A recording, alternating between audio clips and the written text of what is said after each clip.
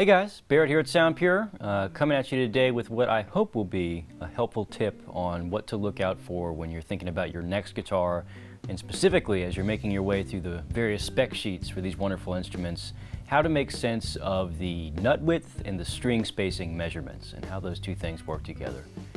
So basically on either, when I'm talking about the nut width, I'll be talking about basically the width of the neck here at the nut. When I'm talking about string spacing, we're talking about the distance from basically the low E string to the high E string, or basically how the strings spread out as they get closer to the saddle. Some manufacturers will take that measurement at the 14th fret. You probably would for a guitar like this where the 14th fret is easily accessible. Some manufacturers will take that measurement right at the saddle. But the important thing to keep in mind is that there is no set pairing between nut width and string spacings.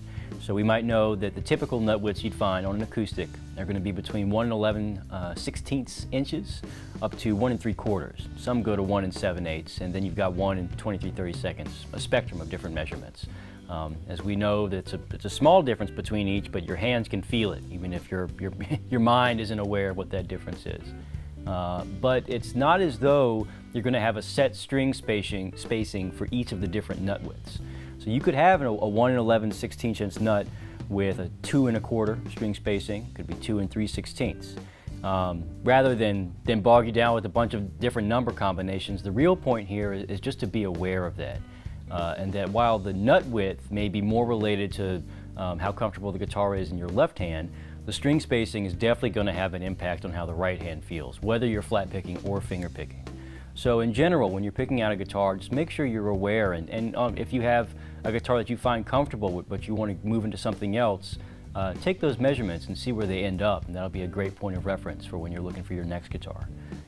Some flat pickers will find, and again I should say too, there's no set of measurements that's more suited to one style or another. It really comes down to the player's hands and what you find comfortable. Some folks find that a more narrow nut and more narrow string spacing is more comfortable for flat picking. Some flat pickers want a narrow nut but a wider string spacing. It's just something to sort of experiment with and see what you think. Definitely something to be aware of though. So as you look through the different things we have on our site, take a look at those two different measurements. And of course, if you need someone here in the office to give some of our impressions on how a guitar feels for both left and right hand given those measurements, let us know. And if it seems like you want a guitar with just one little tweak to either the string spacing or the nut width, if it's from any of our manufacturers, keep in mind we can always order in custom, whatever you like. All of our manufacturers are well aware of the relation between the two and how some people prefer different kind of things. So I hope that's been helpful. Maybe not the most exciting part of guitar playing, but something that your hands will definitely notice. So keep an eye out for that. And of course, if you have any more questions, give us a call here. Once again, this is Barrett at Sound Pure. I hope this has been helpful. Take care and have a great day.